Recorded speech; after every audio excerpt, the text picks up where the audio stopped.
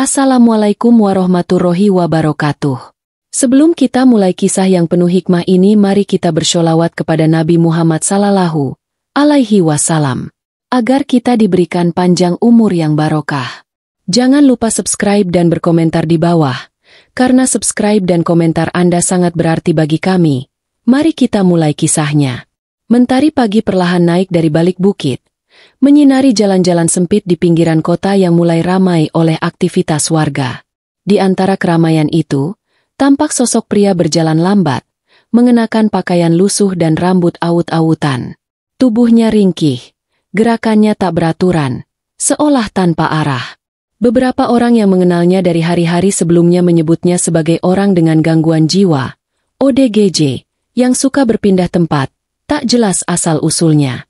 Namun tak satu pun dari mereka tahu bahwa pria ini tengah menjalankan misi berbahaya yang menyangkut kepentingan nasional. Pria itu adalah Serka Damar, anggota Kopassus yang ditugaskan menyamar sebagai ODGJ demi mengungkap jaringan kriminal besar yang meresahkan masyarakat. Selama beberapa minggu terakhir, ia berpindah dari satu wilayah ke wilayah lain, mencatat pola dan perilaku kelompok ormas yang menyalahgunakan kekuasaan mereka. Menyamar bukan hal baru bagi Damar.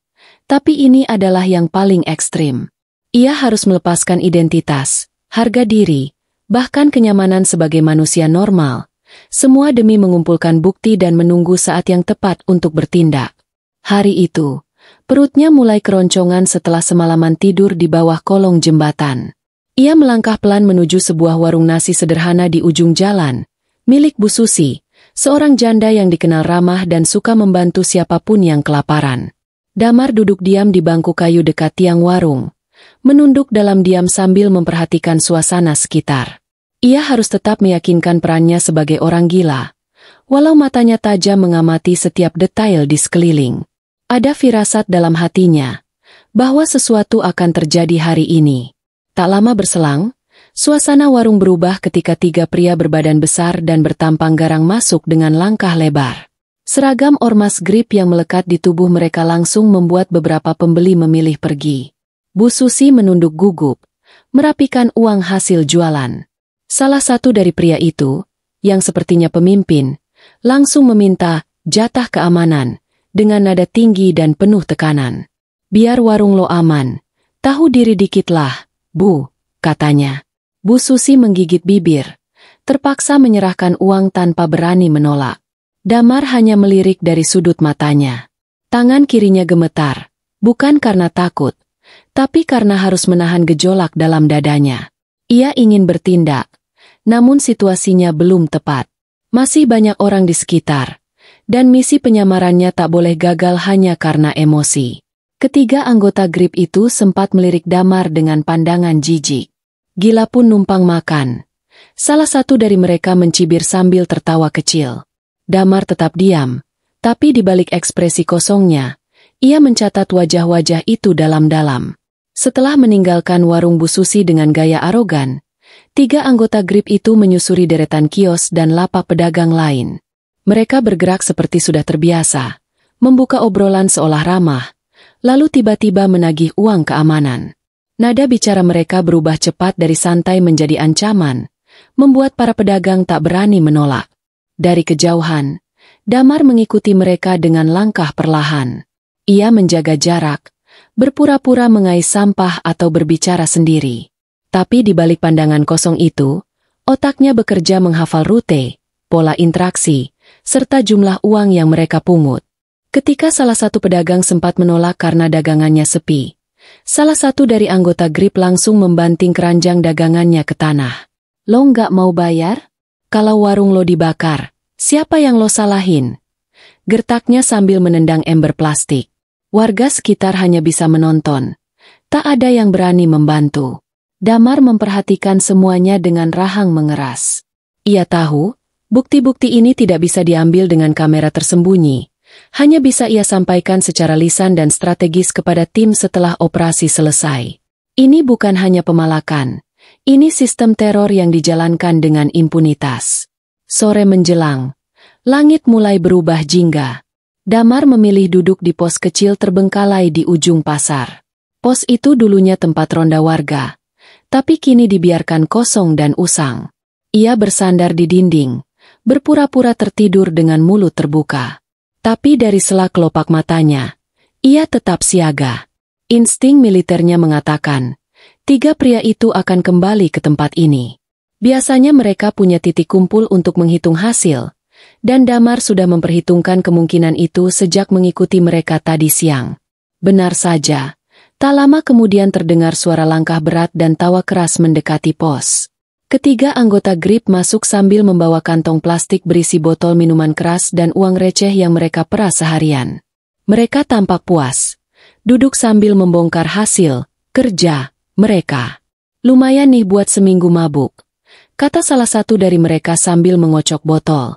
Damar tetap diam, posisinya tak berubah. Namun telinganya menangkap setiap kalimat, dan ia memastikan untuk menghafal apapun yang penting. Obrolan mereka semakin keras dan sembarangan. Mereka menyebut nama-nama pedagang yang berhasil mereka intimidasi, membanggakan betapa mereka ditakuti di wilayah itu. Salah satu dari mereka mulai memperhatikan Damar. Tuh orang gila lagi. Lihat-lihat mulu dari tadi. Bentaknya sambil melemparkan sebungkus makanan ringan ke arah Damar. Bungkus itu mengenai dada Damar, tapi ia tetap tak bergeming. Yang lain tertawa, menganggapnya lelucon.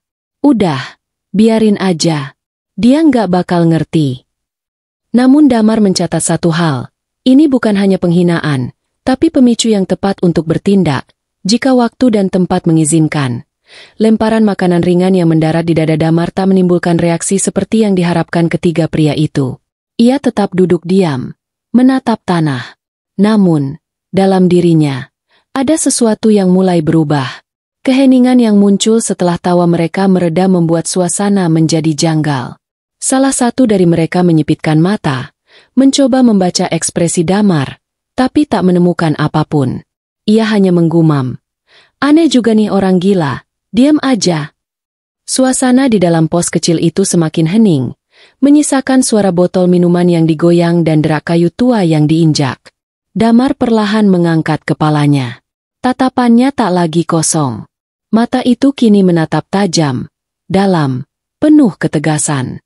Ketiga anggota GRIP mulai menyadari ada yang tidak beres. Lu kenapa? Hah? Mau ribut?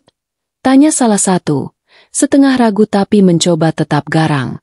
Tanpa sepatah kata pun, Damar berdiri. Gerakannya tenang tapi penuh tekanan. Ia menatap langsung ke arah pria yang tadi melempar makanan. Detik berikutnya, dengan satu langkah cepat, Damar menghantam wajah pria itu dengan pukulan lurus. Suara tulang beradu dan tubuh besar itu langsung ambruk menghantam papan kayu pos. Dua anggota GRIP lainnya sontak bangkit, kaget dan marah. Salah satu mencoba meninju, tapi Damar memutar tubuhnya dengan sigap dan membalas dengan serangan siku ke dada. Pria itu terjengkang ke belakang, mengaduh keras. Yang satu lagi mencoba menyerang dari belakang, tapi Damar menangkap lengannya dan membantingnya ke lantai kayu yang rapuh. Dalam hitungan detik, ketiganya tergeletak tak berdaya. Napas mereka terengah-engah, wajah babak belur, dan nyali mereka menguap seketika. Damar berdiri di tengah-tengah mereka, tegap, seperti sosok berbeda dari sebelumnya. Identitasnya masih tersembunyi, tapi tubuh dan keahliannya telah berbicara. Ia tahu, ini baru permulaan. Salah satu dari anggota GRIP yang tersisa meraih balok kayu yang tersandar di pojok pos. Dengan teriakan marah, ia mengayunkannya ke arah Damar. Namun, dengan refleks seorang prajurit terlatih, Damar menunduk, menghindar dengan mudah, lalu menyikut perut lawannya hingga pria itu terjatuh dan terbatu keras. Balok kayu terlepas dari genggamannya, terguling ke lantai. Damar menginjaknya, memastikan tak bisa digunakan lagi. Damar berdiri di tengah pos yang kini berantakan. Pecahan botol berserakan, meja kecil terguling, dan ketiga pria GRIP itu tergeletak lemas sambil mengerang. Nafas mereka tersengal, tubuh penuh memar. Tak ada satupun dari mereka yang berani bangkit. Tatapan mereka kini bukan lagi congkak, tapi penuh ketakutan. Mereka tak paham siapa yang baru saja mereka hadapi, tapi jelas, ini bukan sekadar orang gila. Tanpa mengatakan sepatah kata pun, Damar meraih botol minuman keras yang belum terbuka, lalu menuangkannya ke tanah. Ia melangkah keluar dari pos dengan tenang, membiarkan angin sore menyapu wajahnya. Dalam hatinya, ia tahu bahwa identitasnya nyaris terbongkar, tapi juga yakin bahwa peringatan itu akan menyebar dengan cepat. Ketiga anggota Grip bangkit tertatih, lalu melarikan diri tanpa menoleh ke belakang.